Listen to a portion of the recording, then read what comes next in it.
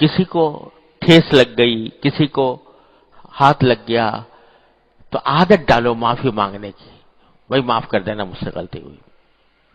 اپنی غلطی کا اعتراف کر لینا یہ بڑی اچھی صفت ہے. تو اس کو ڈالنے کی، اس کی عادت ڈالنے کی ضرورت ہے. اور خاص طور پہ ان لوگوں کے ساتھ کہ جن کے ساتھ ہر وقت اٹھنا بیٹھنا ہے، چلنا پھرنا ہے، میل جول ہے، پتہ نہیں کس وقت ہم سے اس کی حق تلفی ہو گئی ہو. اس لیے ہمارے بزرگوں نے کتنا اچھا جملہ سکھایا تھا کہ جب دو مسلمان ایک دوسرے سے جدا ہو رہے ہوتے تھے، اچھا بھئی السلام علیکم، بھئی میرا کہا سنا معاف کر دینا، میرا کہا سنا معاف کر دینا. کیا مانا کہ میرے منہ سے کوئی بات ایسی نکل گئی ہو کہ جو آپ کے لیے ناگوار ہو، تکلیف پہنچی ہو، اس کو معاف کر دیجئے. اسی طرح یعنی کہا سنا میں در حقیقت بہت ساری چیزیں آ جاتی ہیں. غیبت اس میں ہر طرح کی چیز، اور غیبت ایسی بلا ہے کہ آدمی بسا اوقات ارادہ نہیں ہوتا غیبت کرنے کا، لیکن اللہ بچائے مجلس میں بیٹھا ہے اور منہ سے نکل گیا کوئی جملہ، وہ غیبت ہو گیا. غیبت ہو گیا، زنا سے بدتر جرم ہو گیا، اشد من الزنا، منہ سے نکل گیا. تو اس لیے کہیں نہ کہیں جا کے آدمی پھنس جاتا ہے. تو اپنے وہ لوگ کہ جن کے ساتھ اٹھنا بیٹھنا ہو، جن کے ساتھ میل ملاقات ہے، جن کے ساتھ میل جول ہے، وقتاً فوقتاً ان سے معافی مانگتے رہنا چاہیے کہ اللہ تبارک بھائی جو کچھ مجھ سے کچھ غلطی ہوئی معاف کر دینا. اس میں کبھی معافی مانگنے میں کبھی تأمل نہ کرنا چاہیے. کبھی یہ نہ سوچنا چاہیے کہ بھئی اس سے میری سبکی ہو جائے گی، اس سے میری ذلت ہو جائے گی. ارے کچھ بھی ذلت نہیں ہوگی. ذلت تو اس میں ہے کہ تم جب اللہ تعالیٰ کے سامنے پہنچو تو تمہارے نامہ اعمال کے اوپر لوگوں کی حق تلفیاں ہوں.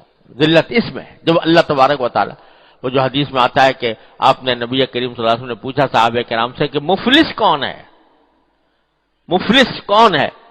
صحابہ کرام نے عرض کیا کہ یا رسول اللہ مفلس وہ ہے جس کے پاس نہ سونا ہو نہ چاندی ہو، دینار درہم نہ ہو.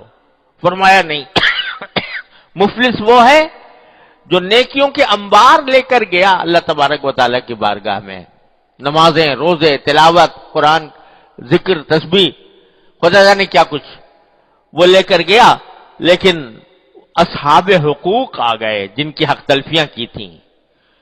تو کوئی اس کے نمازیں لے کے چلا گیا، کوئی اس کے روزے لے کے چلا گیا، کوئی اس کی تلاوت لے کے چلا گیا، یہاں تک کہ خالی ہو گیا. اور پھر بھی حقوق باقی رہے تو لوگوں کی برائیاں اس کے گلے ڈال دی گئیں. آیا تھا نیکیوں کے انبار لے کر اور نتیجے میں گناہوں کے انبار لے کے جا رہا ہے. وہ ہے مفلس در حقیقت. تو یہ معافی مانگ لینا یہ بڑی آسان بات ہے دنیا کے اندر اللہ تعالی نے رکھی ہے. معافی مانگ لو. جس کسی سے کوئی جھگڑا ہو، اے بھائی ہم مجھ سے کوئی زیادتی ہوئی تو معاف کر دینا.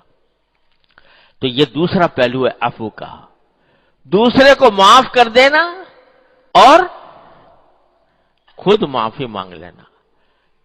اور بھائی رسول کریم صلی اللہ علیہ وسلم نے ایک اور بات ارشاد فرمائی، وہ بھی یاد رکھنی چاہیے.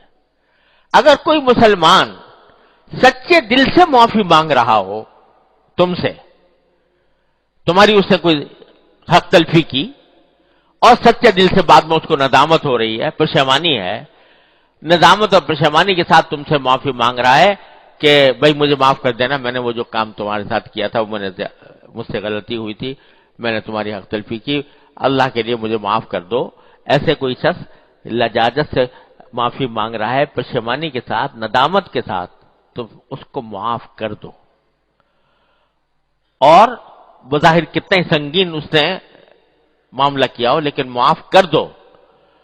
اور بعض روایتوں میں یہ فرمایا کہ اگر معاف نہیں کرو گے تو اللہ تبارک و تعالی سے بھی معافی کی امید نہ رکھنا. اللہ بچائے. اللہ تبارک و تعالی کے سامنے جب جاؤ گے تو اللہ تبارک و تعالی سے بھی کہیں اللہ تعالیٰ بھی تمہاری بہت سے گناہوں کو معاف نہیں کرے گا.